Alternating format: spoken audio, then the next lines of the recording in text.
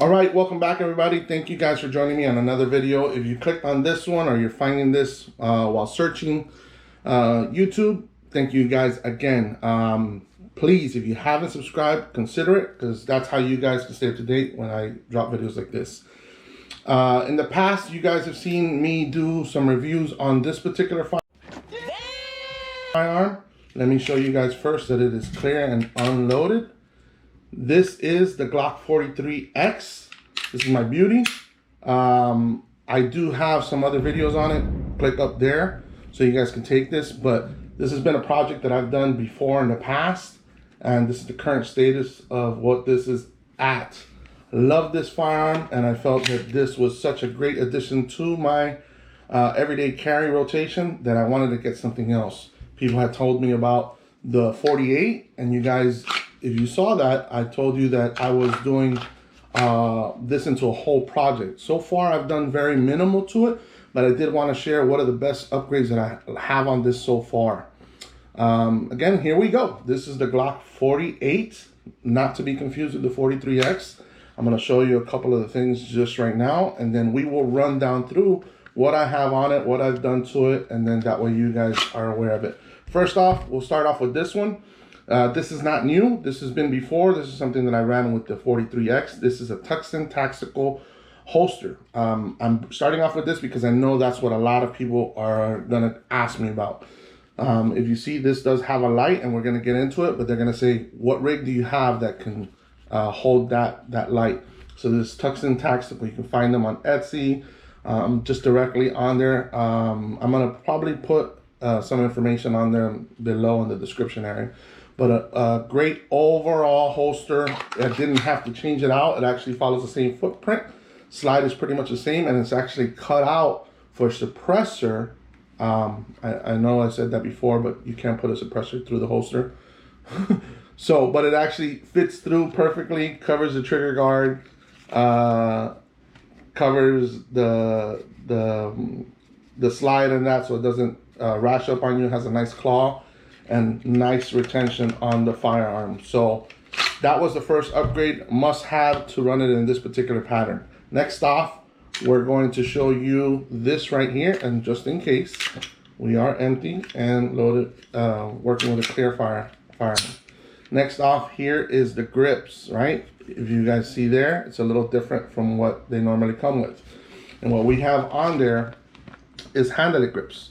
If you guys are familiar with Talon grips, those are the same, similar type grips, but I love HandleIt grips. HandleIt grips, I think you guys need to sponsor me. Realistically, I think almost every one of my carry firearms, almost any pistol that I have has these grips on them. And I love them. I really like them. Very budget-minded upgrade, around $20. Different colors, different guns, different ways to run it and looks. And they do have a purpose. These are kind of rubberized, so the Glocks tend to be a little bit slicker. I like that this allows me to have a better hold on my grip. If I have sweaty hands at the range, it allows me to keep that good pressure on that grip when I'm shooting. So yeah, HandleIt grips are a great upgrade. Next off, I told you guys from the initial unboxing, I got rid of those god-awful sights that Glock comes with. I went with the Tru Glo tridium night sights. These are metal in design, glow in the dark. They get picked up real well. Picking up those targets at night in a low light scenario, you can pick those up no problem. I love those.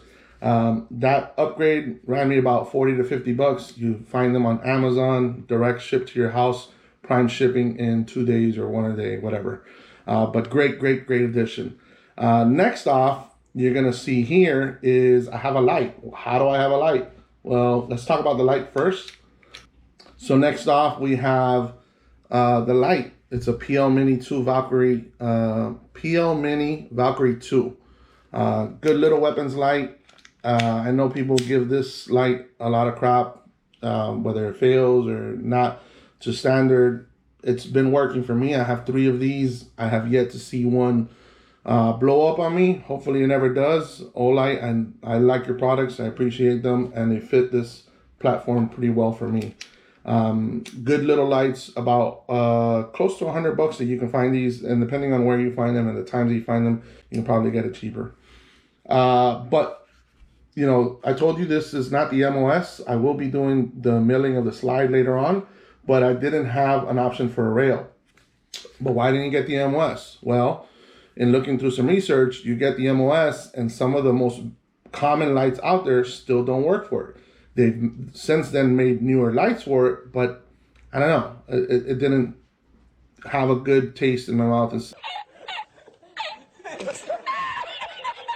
far as like, if I have lights on other ones, I should be able to take it off, put it on, and be able to work it without a problem. So I present to you the xltactical rail. This is an inexpensive, high quality little rail that you can order. I think these run around $30 to $40, and they have it for different firearms. This fits for the 43X and the 48. I think they also work for just a regular 43, but don't quote me on that. Two-piece thing that goes around the trigger guard, bolts down with two little screws, has held on tight there. I ran hundreds, thousands of rounds. It's never walked loose. It doesn't wobble, and it sits really well.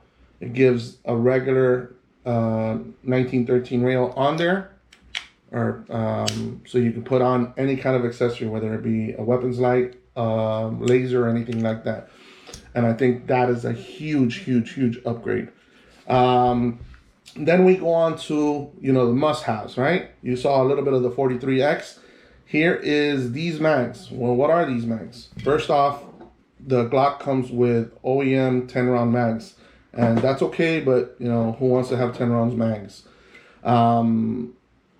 Introducing, you guys have heard these before, these are the S15 mags. Who makes them? Shield Arms. If you guys have a 43, a 43X, or a 48, and you don't know about the S15 mags, you gotta go Google it, you gotta YouTube it. You can even go up here and have a previous video on this. But here we have the S15 version 2.